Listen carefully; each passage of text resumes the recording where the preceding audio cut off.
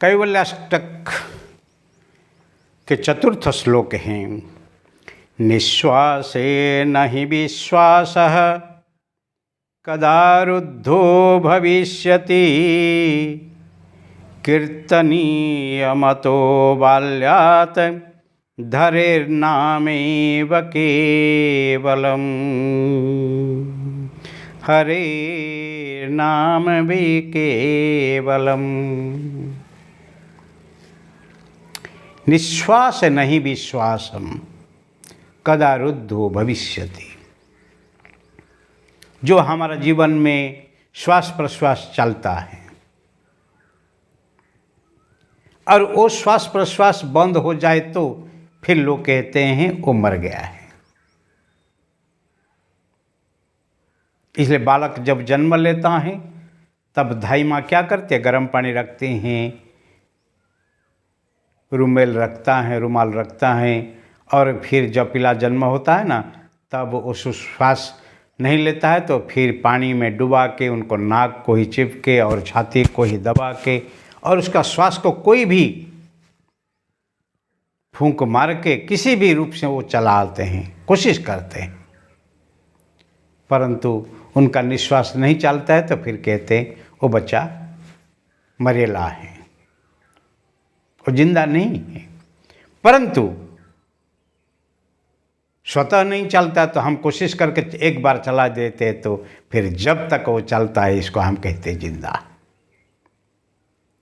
इसीलिए आकाश, वायु, अग्नि, जल, पृथ्वी जो पंच तत्व का जो पंचीकृत होके हमारा शरीर बना हुआ है।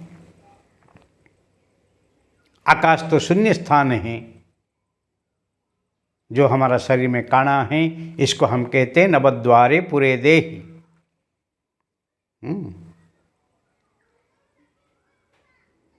और उसके पूर्व में जो ही पुरुष हैं उसको पहले चलाने के लिए वायु तत्व की पहले जरूरत है श्वास प्रश्वास। और उसको कहा जाता है निश्वास नहीं विश्वासम कदा रुद्धो भविष्यति।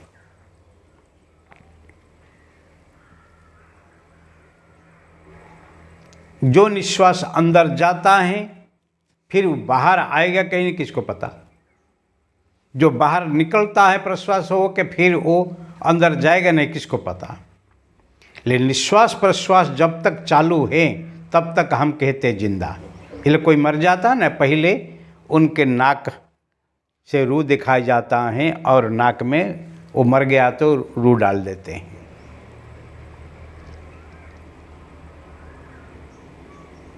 क्या अभी ये निश्वास नहीं ले पाता है।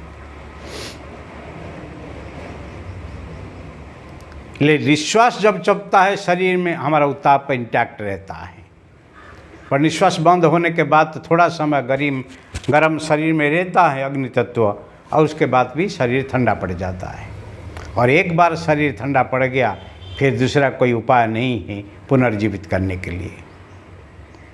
इसलिए निश्वास नहीं विश्वासम कदा रुद्धो भविष्यति, कब ही बंद हो जाएगा किसको पता नहीं है।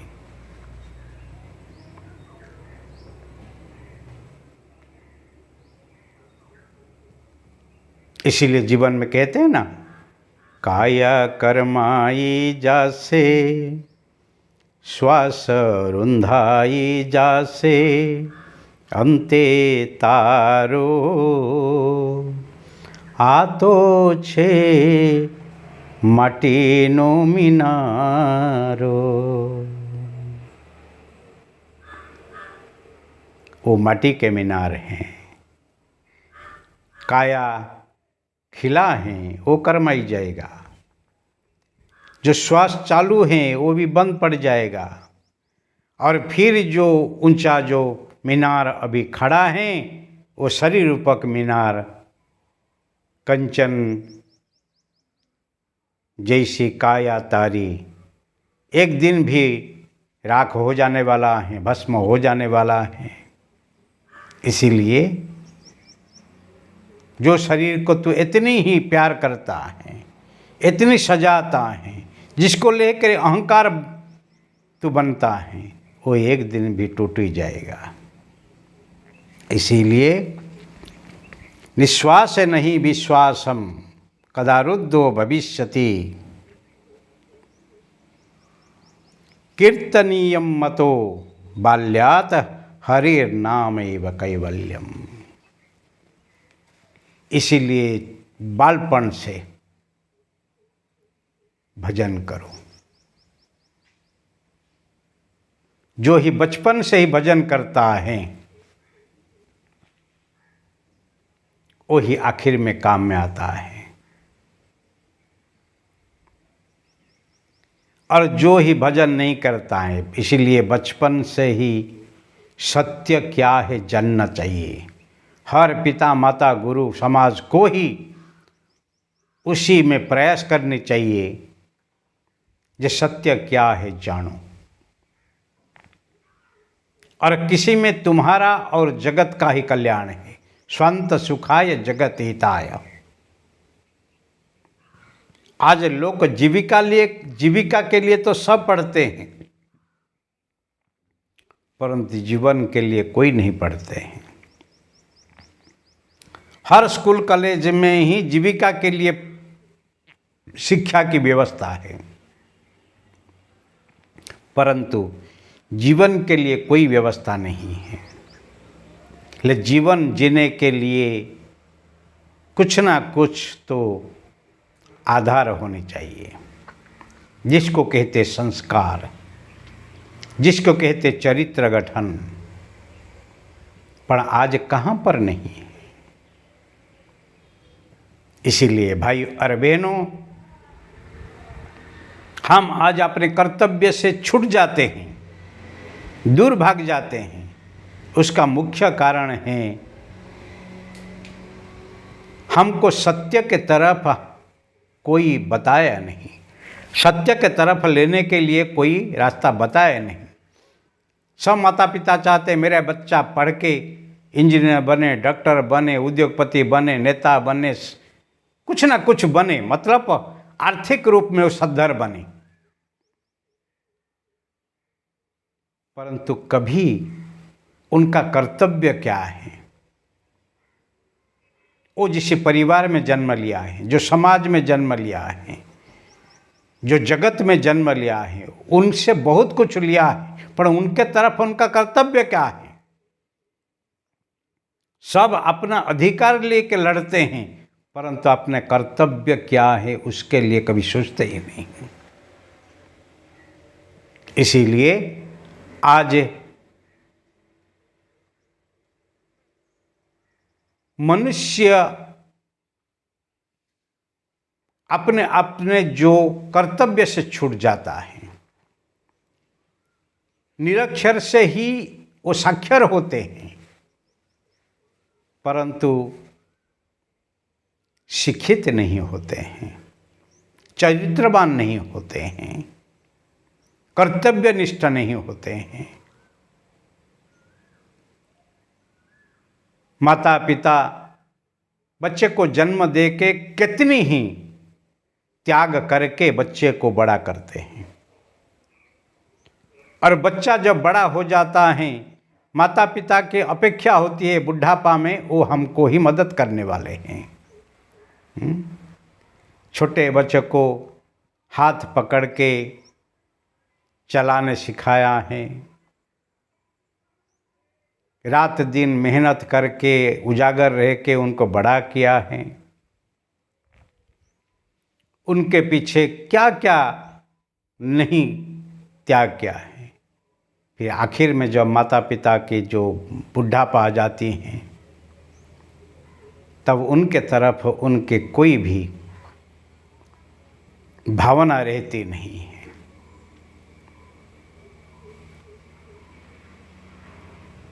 और आखिर में उनको घर से निकाल देते हैं, क्योंकि उनका कोई काम नहीं है, और उनके जीवन में वो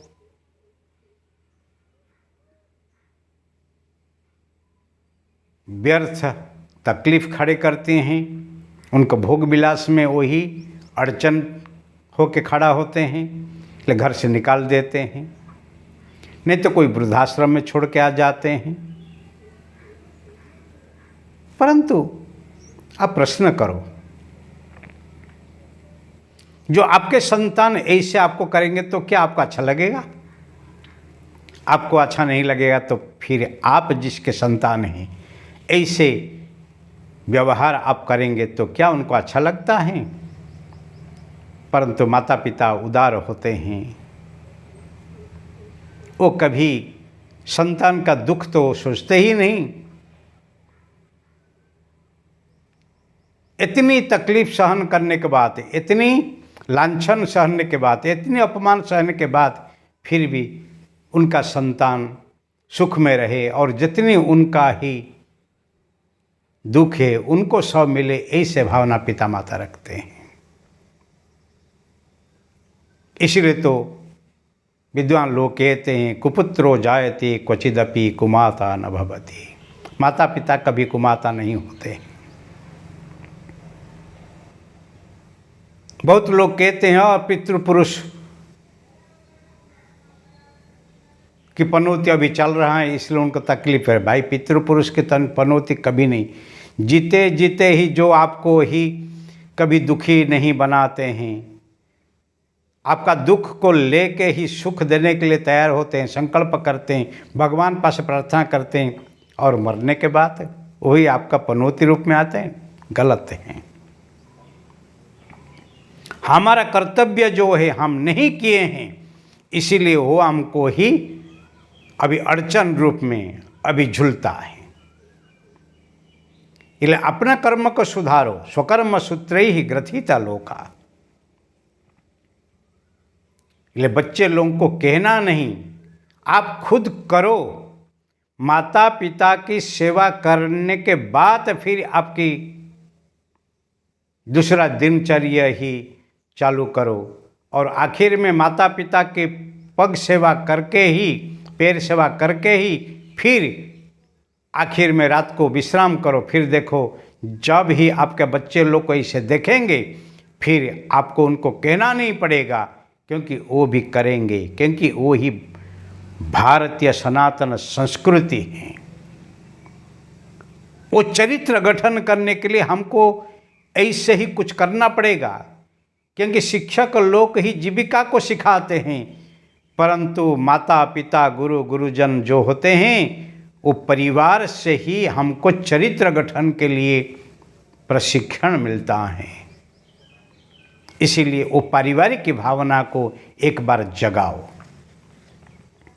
और ऐसे तब जब करोगे फिर देखना, जीते जीते माता पिता को कभी खिलाया नहीं और मरने के बाद फिर सारा संसार को खिलाने के लिए आप निमंत्रण लेके पहुंच गए हैं।